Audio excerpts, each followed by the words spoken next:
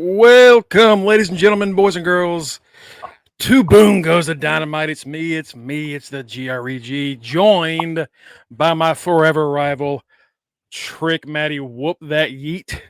Has that always been there? Is that new? No, that's always been there. Whoop that yeet. Oh, brother, did you get a cut? Yes. Oh shit, looking good. Looking good, brother. Had to get the fresh cut. Took the day off from work. Got another day off tomorrow, so I'll be good and relaxed by the time we get to the podcast tomorrow. Oh my god, man, it's gonna be a weird show because we won't have shit to talk about. Right, we ain't got no predictions tomorrow. So Cookies, you get another week with your belt. Tito, you get another week with your belt. I get another week. Ain't that some shit? I get another week as always with my forever Intercontinental Championship. It's another momentous day of record-breaking proportions. I'm the Gunther of that title. I am the real Gunther. Gunther ain't got shit on me. But what's good, y'all? Cookies. We ain't gotta do predictions. Nah, brother. Nah, we do. Nah, we do. Because we want our belt. Yeah, either me or Matt. If y'all follow me on Instagram, y'all see, because this is the same name, the right answer. I said I feel like the final boss. Feel like, yeah. Hey, because Mongo's the Stone Cold to my Rock anyway. So I've been had Rock because we keep exchanging this title. And Tito is Mankind. He just pops up. If we're Triple H and Sean, he's we're not going to say that. But he is redacted. I'm Trips, bitch. He can be the Tripster of Rock and Stone Cold. That's fine. That's okay. That'll work. Right. Man. So, folks, we're going to be talking about NXT last night, which was a really good show. Two good shows from WWE this week. We're going to get into some TNA news. It doesn't look like things are getting better after Scott D'Amore's release, firing. Let's just say that. That's what we can talk about tomorrow. More of what is about to happen with them. We'll give y'all a taste of it today. Yeah, we're going. My God. And then we're gonna get into Dynamite. Dynamite has two big title defenses tonight. We got the TNT Championship. It's Adam Copeland and Christian Cage. One last time, hopefully, please, God. The last time. In this shit. Yeah, it's my Jesus. It needs to stop. And we gotta freshen up that title picture. And then Eddie Kingston defends the Continental Championship, not the crown, not all three, just the Continental Championship against Okada. So we know Okada's winning a title in his first official match. Okay, I'm glad you said that. I was just like, oh, he's defending everything. I'm glad you specified just one belt. Okay. Mm-hmm. I went into the show when I saw the lineup when they were promoting. I was like, dang. First, I like the whole rebrand they've done. I like that. I like the new set. I like all of it. It's a nice, fresh coat of paint for them to update them to not being as generic as they were looking. That's why I ain't got my background, because I'm like, I need to update my AEW background with them because I can't. So I just went with WCW. But this show is low-key like a little baby pay-per-view. And then because of March Madness, Rampage is on right after this. So you got 3 hours of TV, 3 hours of AEW tonight.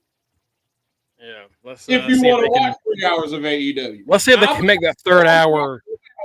I might mess around and watch two though, because I might want to see Adam Christian. That definitely got my attention. I don't know why we got Jericho versus Hook. That instantly, I might get up. I'm gonna get up. I ain't gonna say I might. I am. I feel bad for Hook on that one, but that's absolutely a channel changer. I don't need to see that. I looked at that. I was like, wasn't that last week they tagged? Why are y'all fighting them? Because God forbid someone young is an up and comer and doesn't get the Jericho ride. They were Jericho. Now they're fighting. Okay. There's something about I respect you and I want to something. We need to do Lionheart. And by the way, the fucking Lionheart thing. Now he's only Lionheart Chris Jericho. I you remember like a few years ago when he was still like really respected and everyone loved him and like Yeah. he reinvents himself. He does great. And now it's just everything he gets involved with fails. Man, I'm just like, what the hell? Because I even like you saying that it's like you were in my brain because it was just like a couple weeks ago, maybe about a week ago. I was sitting here, maybe 2 weeks ago. I was sitting here like watching like old wrestling, watching old stuff, and I was like, damn, it was just like 6-7 years ago. We were saying, damn, Jericho the GOAT, Jericho that dude, Jericho can do whatever, he the GOAT. And now it's like, man, get this fat ass dude out of here. Like he's reverted back to being the fat ass again. Because at one point he was the fat dude in the little coat. He was the fat dude in the light up coat. And then he got in great shape. Right. Incredible shape. That man, like between Hulk saying the N-word and Jericho being fat, that man had me in my meme like prime. And then he was like, no, fuck that. Matt got to shut up. Top Rope got to shut up. They ain't about to be talking about me. He did DDP yoga and he got himself together. And he started feeling himself just a little bit too much after getting that first title reign to start off AEW. And he has been eating off of that since then. It's like, oh, y'all got to respect me. It's like, okay, we gave you your proper respect. That's it. Like, we ain't got to keep bowing down to you. Yeah, I can only kiss so much ass. Really, my lips are getting chapped. It's getting kind of tough. And then, like, see, a little bit. He drank a little bit too much of the bubbly. He still need to answer that question though, of where his wife was on 1-6. He still need to answer that question. ain't never gonna happen. Ain't never gonna happen. I can't remember who it was. If it was like Andrew Tate or like Lauren Boebert, somebody was like, "We need to talk to people about what's going on in this country." And someone sent me the screenshot. It was Jericho's wife saying, "You should get Chris Jericho on there." I was like, "Oh my god, oh my god, come on!" They're just flagrant right there in the paint, and then they're like, "How dare you accuse me? What do you mean accuse you?" You put a picture up. You put the picture up. What do you mean? Oh, yeah, Jericho. I saw that meme where it's like, "Oh, don't feel bad. Like Jericho has your attention now." They're like, "What did I do?" You didn't do anything. Jericho just wants you. He's trying to suckle off your little bit of success. You know, get that teat. He's still young again. It's just God, it's a pain in the ass. But before we get into that, let's talk NXT. Yes, the young folks. Great show. Great show. I say it every week, but yeah, HBK be out here doing it. HBK out here doing the damn thing. It's a good ass show. And even I'll be the first to admit it now. He has gotten me on board. It ain't because of the final boss. It ain't because of her dad. Ava makes sense as GM instead of HBK being there as Mr. Belding. HBK showing up every now and then as a Mr. Belding is cool. He's the principal to set the rules. But Ava being in charge for the hip, cool young brand makes sense. They need to have a hip, cool young person in charge of them. I love her reactions to situations because it is the way that like people in my generation and younger, like they'll see something, they just like eye roll. Oh my God, what? Like they get real frustrated trying to just like bring it in, but you see her eyes roll and she just gets so like, what the fuck? What do you want? Get out of my office. What do you want? Right. Like, it's a great attitude. It's literally the 21st century part of it's just like you're dealing with problems you dealt with earlier. at work. Like you seeing the shit you go through at work get recreated in wrestling, and then you got Ava like, nah, I ain't got time for this. Nah, Roxanne. Again, I'm not giving you this title.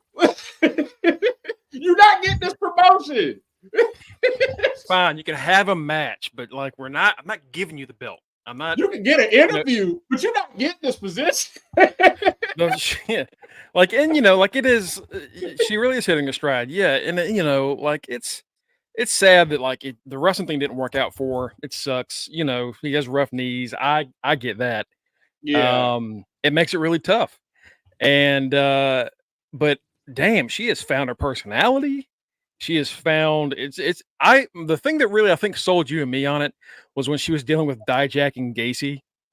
And every week she got more and more, she got less and less concerned and professional and more like, Jesus Christ, these motherfuckers again.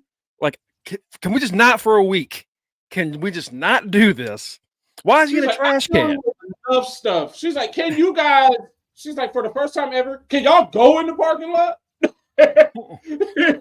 She was like, can y'all go in the parking lot? Like, go out there. I will never forget that segment after like Dijak threw Gacy into the dumpster. She's out there with Dijak arguing like, what the fuck are you doing?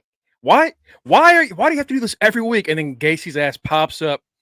Hey, can we have a match? And Ava just, fine, whatever. No holds barred. Next week. Just like she's so frustrated. You just got right to the point. Everything. Like, nope, we're taking insurance right out of this. Nope, y'all not about to sue us. No holds barred. Have at it. It's great. But yeah, so Roxanne starts off the show last night, facing Tatum Paxley. And God, if it wasn't, she beat the shit out of her. And which is weird because like I think we were all expecting Tatum to like turn on Lyra very soon. Yeah. And just have that match, but I guess we're not doing that. Roxanne, if she could cut a heel promo, yeah, I think she's so sadistic. She just doesn't need to cut a heel. She just doesn't need to cut a promo because her going from that pop rocks to that submission, I was like, oh shit, damn. Yeah.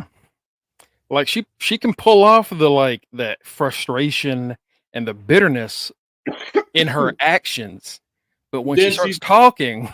Sounds like just an angry toddler. It does. Oh, damn. Now you just an angry little baby.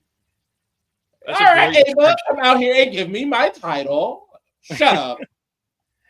That's a great description of Ava. She's like a stressed babysitter. Just like these kids will not go to bed. Maybe something. It's just she went from this like happy to be here, bubbly, but like innocent and kind of quiet person to she's not able to grasp it on the mic yet. I don't know if she'll be able to, but considering her like mentor is Booker T and apparently also CM Punk, which we heard about last night. One of them should be able to teach her. One of them should be able to teach her how to spit venom. But as far as her being like a heel in the ring, she's got it. She got it. Like it shows more and more that oh man, this definitely would have been Cora Jade. This definitely would have been Cora Jade. Without a doubt. Not Roxanne. Yeah, this absolutely was supposed to be Cora. There's no ifs, ands, or buts. It was definitely Cora. But Vic makes a comment about Roxanne getting frustrated and like he says something along the lines of, yeah, she learned this from her mentor and one of her biggest heroes, CM Punk. What do you think about that, Book? And Book goes, you did not just say that. I like they brought up that stuff that we didn't even need to know about it in the first place. Booker for some reason was like, yeah, me and Punk almost got into it at NXT. And then on this next show, he was like, I don't know what people are talking about. Me and Punk. It's not a big deal. Like, you said it solely to get a reaction. Why are you upset about it? And then come to find out, I don't even think they even got into it, but they got into it a long time ago because CM Punk called himself the locker room leader. And he told everybody, like Cody retold the story. And apparently he was like, hey, as the locker room leader, guys, y'all need to pick up y'all's trash. And y'all know how most black folks be. We'd be like, Booker basically took it as, who he talking to? I know he ain't talking to me. And it was like, when did we elect him? When the fuck did we elect him?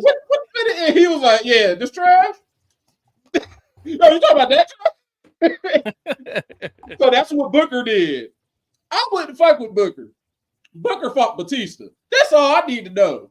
Don't fuck with King. Don't fuck with King Booker. Absolutely not. That man has been in enough backstage altercations that I thought he would have lost, and I was clearly wrong. Like he's on a Hunico level. He's been to jail. Like, oh yeah, y'all forgot he been to jail. Don't fuck with GI, bro. Don't fuck with King Booker. The King. Oh man. What's next? We see like Sean Spears backstage. So we have Oba Femi come out. We have Josh Briggs come out, and he calls out Oba for whooping Jensen's ass last week. And Briggs, you could have like hopped in the ring at any time to. That's what pissed me off last week. I was like, why are you coming out here when he's already dead? You didn't show up when the match started, but you showed up in time for him to die. Like, you can do it. Like, he's done. He was a corpse.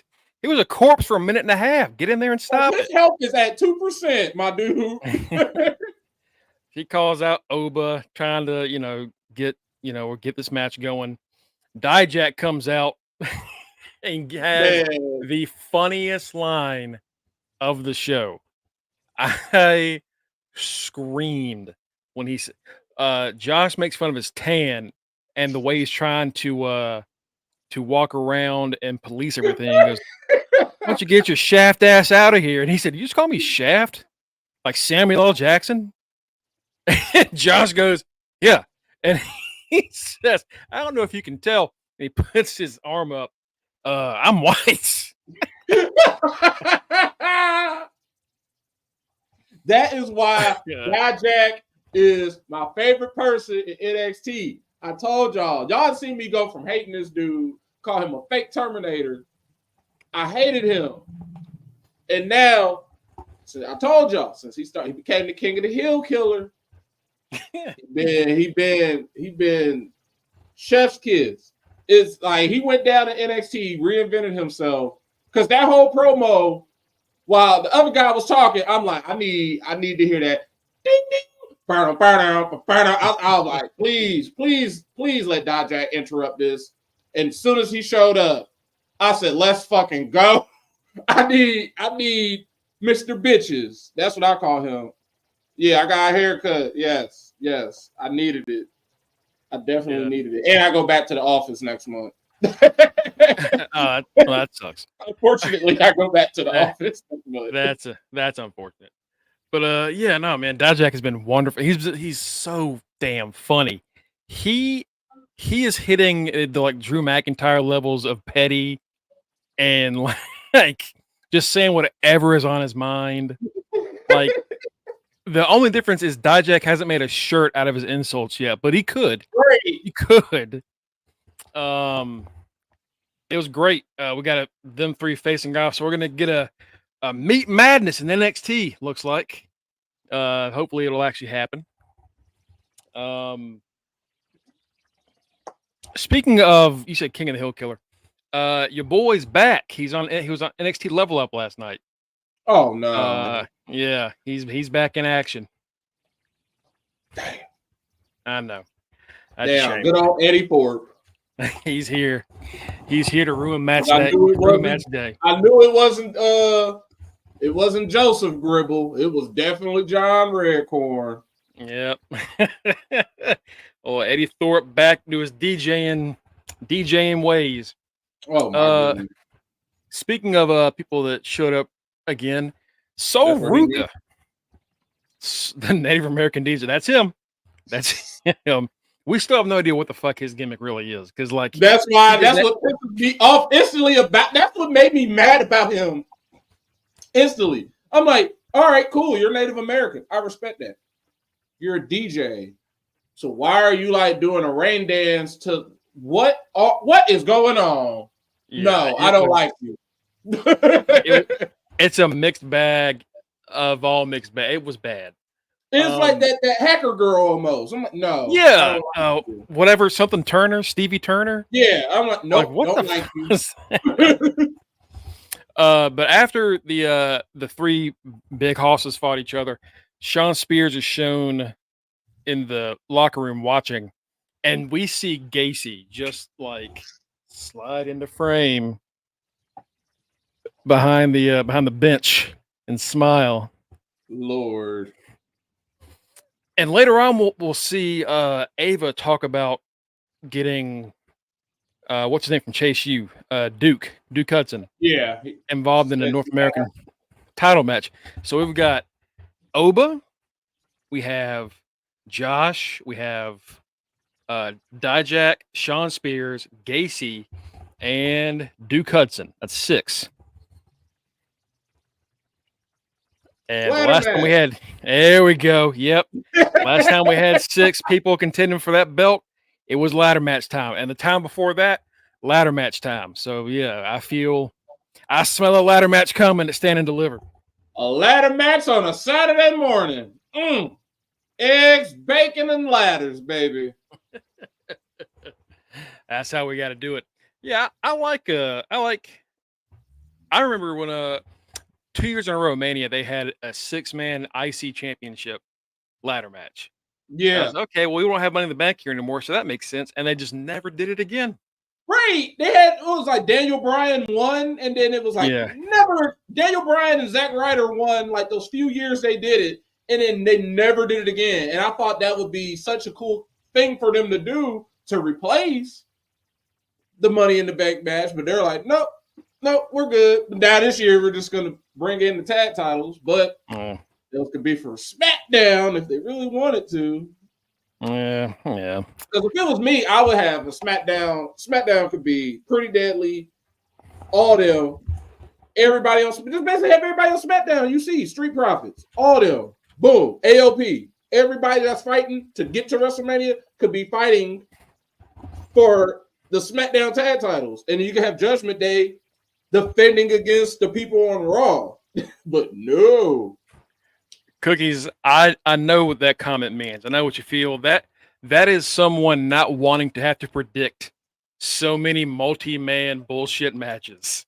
And even as the person who doesn't, I don't even have a title. This is WrestleMania weekend, is the weekend of ladder matches. Everybody has a ladder match or some type of multi-person match so everybody and their mama can be seen.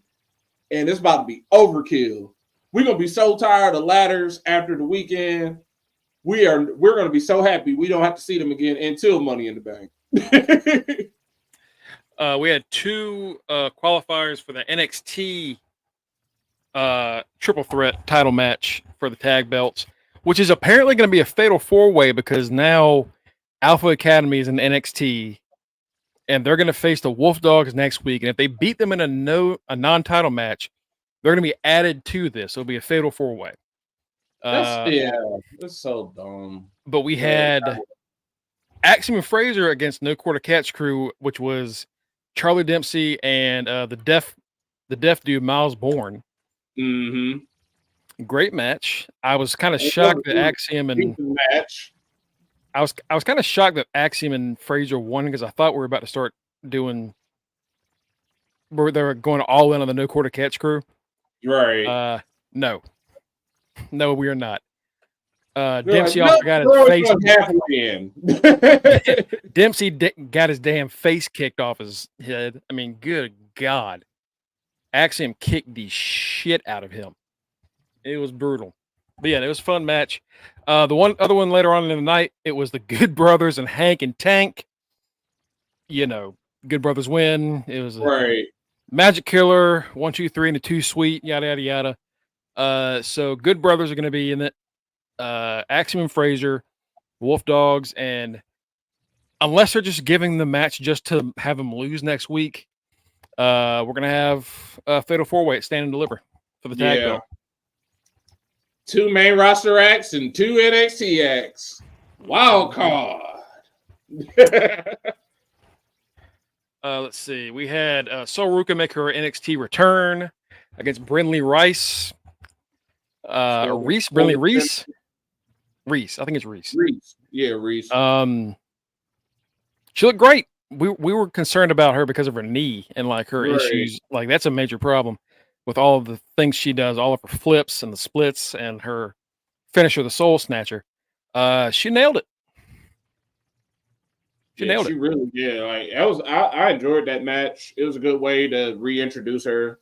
If you forgot who she was, hey, you gonna remember her. She's the long-legged girl that can still do all the flippy stuff. And she got one of the coldest finishers in wrestling. As Kenny called her last night, long legs Griffin. Right. But it is great. I always forget. I keep thinking it's like a backflip into it, but it's a step up forward flip, catching him with the cutter when you hit the 360, and it's God, it is impressive. It is.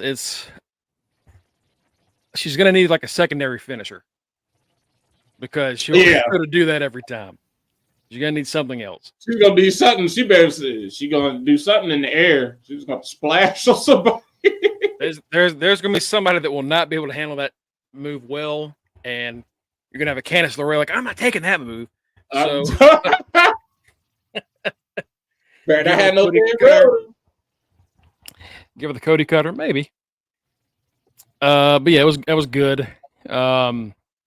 We saw Rich Holland say that he's going to do what everyone wants him to do, whatever that means. Quit. Because that's what they want him to do. Yeah. I don't want him to do that. I want him to continue. Yeah. Whoop Sean Spears' ass. You should have did that last week, my guy. Yeah. Like, man, that's on you, brother. We had 2 great matches to finish up the night. The first one being, oh God, I was just looking at it. I just fucking forgot it. The Heritage Cup. We had Drew Gulak defend the Heritage Cup. Really decent match. Yeah, against Riley Osborne. Riley's really coming into his own. He's looking fantastic. Drew Gulak still shows that he is the damn master when it comes to that mat stuff. Look at that. You when you watch him wrestle like that and you get to see him actually work his stuff, you remember like, oh that's right. He was like responsible for making sure Brian was ready to come back, and he was at one of Brian's first major feuds. And like, yeah, that makes sense. It makes sense.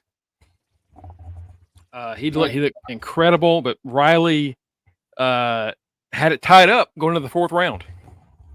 Yeah, I enjoy the whole concept of all of them defending the Heritage Cup. Like that's bringing in a breath of fresh air for that, because it is the most abnormal thing in all of NXT and in WWE, honestly, because there is nothing else like it. Yeah, this is the first time we've ever freebirded a singles championship. And the fact that not only you have to do that, but you're also adding in the Heritage Cup match. Right. It is really interesting. And those 3-minute rounds go by fast. So yeah, it's I love it. I remember last year we were like, they probably need to get rid of this thing now. It's kind of getting but they No Quarter Catch Crew is really, really refocused and made that thing a lot more fun. Yeah, like Regal showing up and like basically like him showing up basically told us, okay, they're not getting rid of this. Regal's about to be behind this thing, so it's about to get good. Oh yeah. He might be literally just dealing with Heritage Cup stuff. I'd be fine with that. They have like a Heritage Cup official. We need him. We need him to make it make sense. Yeah, fuck it. I like that. The Dragon Sleeper is nasty. Yeah, the Gulak, baby. I love that finish. I love it. I love me a Dragon Sleeper. The last match of the night was Trick Williams taking on Noam Dar. That was a good ass match. It told a great story. We still had the continuation of Lash and Trick. She was like, "Ooh, I can't wait to get my hands on him." While Noam Dar was saying he couldn't wait to get his hands on him. He was gonna beat his ass. She wanted to put her hands on him in a different way. And I mean, she tried to hit him, and he looked at her like, "What, you gonna hit me?" But I mean, I love that. What do they call his finisher now? The trick. We're talking about tricks or Noam? The trick shot. Yeah, the trick shot. Trick shot. Yeah, trick shot. Okay. It was originally the trick knee, but now it's the trick shot, which I think is a little bit better. Yeah, I like it. Right. I'm like, okay, the trick shot. He hit that. That's deadly. I like that. That's a deadly move. AKA, we used to just see Triple H do that just normally. Yeah. I do. I love when like strikes or finishes because like that's as close to reality as you're gonna get. Right. Like, watch out! That man's got a bad right hook. It'll knock you out. Oh, he's got a nasty knee. Like for somebody to be as big as him and he just hitting you with a knee. Oh yeah, you going down. You going to sleep. He hit that, and then instantly they already said before the match even started. Oh, Mello here with his goon. We hear Mello's music. We think Mello. We see somebody who looked like Mello walk out there, but psych, Mello's in the security and whoops that trick again. Yeah, that wasn't him. That was Bim. Right. I think I think Piper had it. This was Daryl Sharma, aka Adrian Butler. Name didn't ring a bell to me, but that's congratulations on being a body double. I just look at all those people. I look at everybody in that little entourage. Like we'll be talking about y'all in probably about 5 years about how y'all were in Mello's entourage, and this is you. Even though you got a mask on, you're probably the hottest thing in NXT right now. Whoever you are, Mr. Person. Three of these dudes are going to be mega stars. Absolutely. Right. Mongo loves Trick. Look, I like Trick before I knew he was a Gamecock. That just makes it even better. What's wrong with that? What can I appreciate that? What you trying to say, Reggie? But yeah, no, my love and appreciation for Trick skyrocketed the second I learned he used to play for South Carolina. 1000%. I'm biased as shit. I do not care. But yeah, NXT, great show. Building towards Stand and Deliver. I cannot wait to see what we do regarding those tag belts because Wolf Dogs are one of my favorite tag teams around here right now. Yeah. But you know they're not winning because Braun's on SmackDown. Braun's got to go up. Nope. Let's see. And he's not teaming with Baron on the main roster either. They don't even show them together on SmackDown. They really don't. He doesn't come out with the NXT Championship around his waist, the tag title. So like they're not even discussing it right now. And Mello has just become like ever since after that match with him in Theory, he's just been on. If he's not on TV, if he's not on NXT, he's at home. So yeah, I don't know what happened there. I guess they're gonna delay. They delayed him getting a call. He's probably gonna be on Raw, even though I wouldn't be shocked if they put him on SmackDown. But I think we're getting a draft after Mania, so maybe that might be it. Yeah, if they're gonna do any type of superstar shakeup or anything like that, they could restrict take Mello away, make everybody forget about Mello since that happened, and then they'll be like, oh, well, because ever since then Mello has become a full on heel. Because at least when Braun is on NXT, he's a face, and when he's on SmackDown, he's a super face. Mello was like a face on SmackDown, but a heel on NXT, so it wouldn't even make sense for him. He did wrap up right before he turned on Trick, so I guess that makes sense. He's probably going to be back on the main roster as a face, but they want us to get this last little heal him out of his system before the Rocket is strapped to him. Yeah. Before getting to AEW, we're going to talk real quick about some TNA news, which we're going to get into further tomorrow. So we're not going to do a full segment here right now. we had mentioned earlier this week that the Motor City Machine Guns contracts are coming up. Dun, dun, dun. Which is reported by PW Insider. Fightful Select has added to that, stating that not only that, the contracts that are being offered by management now are worse than before Scott got fired. Oh, because goodness. they're further trying to save money. So now we're not guaranteeing you all this money for a contract. We're going to be doing a pay by day basis. You know? Oh, they are reverting back to the old days. They're reverting back to Dick Carter, and that means y'all are back. Y'all about to lose. Yeah, they're in trouble. Yeah, about to lose all the damn funding they just earned. All that momentum they had is slowly stopping. It sucks. It sucks so much. We're all big TNA guys. It really sucks. But we kind of saw it coming because Scott fought for so much for that company, just for them to.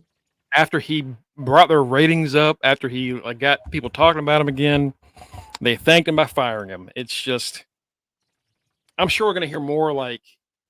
I would love to know. I can't wait to hear about this next December. Right. After when the year's up and more people have left, I can't wait to hear those interviews and what they say about the situation. Because they definitely went from possibly trying. WWE is always going to be number one. It was going to be a great battle for number two between them and AEW with Scott D'Amore. And then Scott D'Amore left. It's like, all right, y'all can still have a decent battle for number two. But now it's, y'all back to cost cutting again. Oh, y'all definitely about to be number three. Y'all just gonna always be number three. AEW gonna always be number two. It's such a damn shame. It really is. It sucks. But like I said, we'll get into it tomorrow. We'll have a lot more to say about it tomorrow. But God damn it, I hate it for him. I do. Let's talk about AEW Dynamite tonight. It's a pretty good card. Back again, Patty. Yeah, bad, very bad. It's a pretty good card for Dynamite tonight. Last week was big business.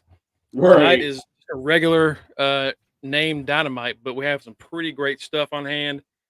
Julia Hart and Sky Blue take on Chris Statlander and Willow Nightingale, which should be a fun match. I'm kind of ready to see something happen now regarding them. They've been kind of feuding on and off for 3 months. And it's about time to move on to something else. But it'll be a good match. We're going to have the Don Callis family take on the Best Friends. This is part of the World Tag Team Tournament. What is it called? They have a name for it this time? They actually have a name for their tournament for one? I thought they did. I know this is the wild card section, whatever that really means. It should be. It's probably going to be the Best Friends, but it's Powerhouse Hobbs, and I think Fletcher. I think Kyle Fletcher. We're also going to see both Will Ospreay and Mercedes Moné give promos this week. Hopefully, we're going to learn more about what they're doing. There's still the AEW World Tag Team Championship Tournament wild card. Yeah. Wow, you didn't need to do wild card for this. That's a little much, right? But it is the Best Friends and Don Callis family. We'll hear more from Will Ospreay and Mercedes Moné about what they're doing now. I guess Mercedes is helping Willow. She Mercedes. I don't even know if she a face or a heel. She just Mercedes. She's Sting. Yeah. Mercedes. Look, he has to do it to somebody. So Sting is gone. Moné. Right. I guess you can do it with Hook. That's one syllable. Speaking of Hook, there you go. Hook will take on Chris Jericho, Lionheart Chris Jericho. Oh God. Yeah, the FTW champion. It's not a title match. It's just Hook and Jericho going at it because they're so close. This is the bullshit that gets on my nerves with Jericho, because the shit was cool at first when he'd be like, I'm gonna be the pain maker. Except when Okada was like, what the fuck is the pain maker? What is that, you jackass? Because it's just Jericho with spikes. Whoopee. Yeah. Oh, when he's like, I'm gonna be the Lionheart. My God, when you was the Lionheart, it was 1994, 1995. We are in 2024. We're 30 years later. 30 years later. Stop. Just be Chris Jericho. Stop coming up with all these other trademarks, the Ocho, and all this other bullshit. Just stop. You are not The Rock. So yeah, that'll be a match. I don't like the idea of Hook losing, but I think Hook's probably going to win this. But I'm scared this leads into a feud. I mean, he's going to beat Lionheart, and then he's got to face the Ocho. You got to face the Ocho, then the Painmaker. Right. Then you got to beat, every other fucking name he has, and it's all the faces of Jericho. He's worse than me changing my gimmicks, even though I don't change mine often. But not as often as he does. That's for damn sure. Right. Tony Storm and Mariah May, who is now dressing like WWE Tony Storm, right? Taking on Deonna Purrazzo and Thunder Rosa. Should be fun. That'll be a fun. That'll definitely be a fun match. It'll be it. I like seeing Tony and fake Tony. I like seeing Mariah May and Tony together. It's the best, both variations of her, because it's like as if you're playing 2K. It's Miz and Miz. Cool. Yeah. Oh shit! It's Miz and Mizdow. It's literally it's like playing 2K almost. All right, this is cool. I'm picking the same wrestler. We have 2 title matches tonight. We mentioned before the AEW Continental Championship, not the Continental Crown, just the. This is why you don't name it the same as the overarching thing. Should have had a different. Should have had different. Like I said earlier, when you said that, I was like, "Oh, okay." Thought it was for everything. Yeah. Okada taking on Eddie Kingston for the Continental Championship. So we're probably gonna have a new champion, at least one new champion tonight. Instantly. Yep. First match officially signed. You get a belt. Then we have the TNT Championship in an I Quit match. Adam Copeland versus Christian Cage. That should be a good ass match. I'm excited. As soon as I saw this card, I said, all right, we're going to get 2 title changes. I hope. I know we're going to get one because Okada definitely won it. I hope we finally are getting Adam Copeland as TNT champion. Get this over with. I kind of want to just not be either one of them because we really need to have the younger guys. Yeah, it really needs to be that too. Yeah. Like they've made it putting this fresh coat of paint on AEW Dynamite and everything, on the company in general, and then you still got these old folks. You had one old person go away, and Sting. Sting knew it was his time to retire.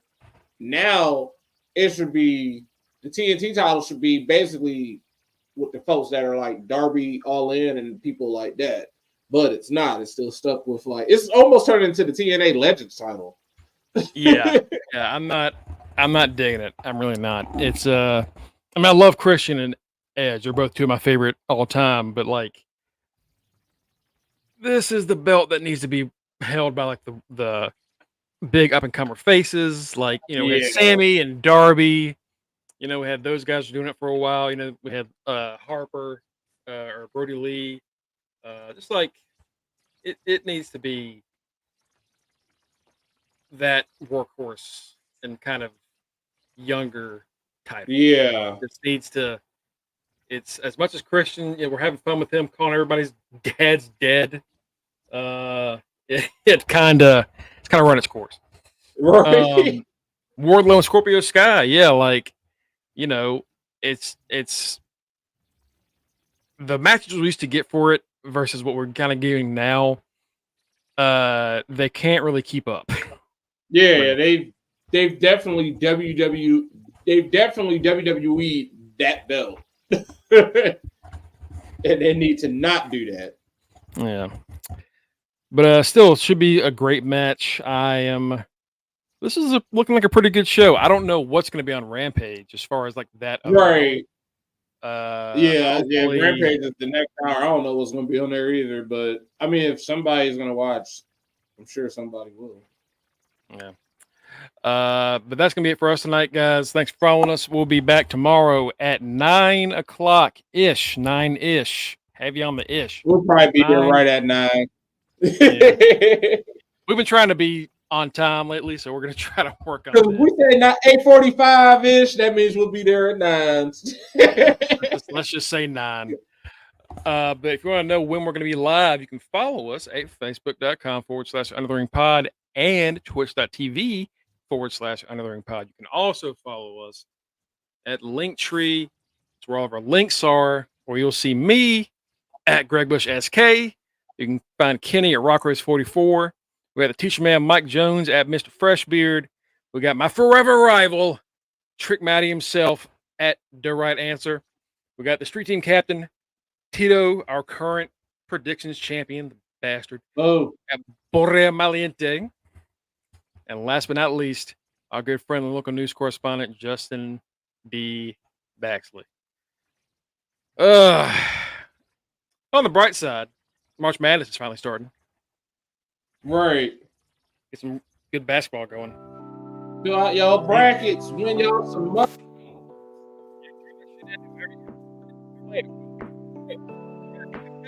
Brackets going, so damn it, I'm trying to win some cash. Later, folks. Have a great night. See y'all tomorrow at 9. Shout out Frank Thomas. Frank Thomas. Eugenics, baby. Eugenics, baby.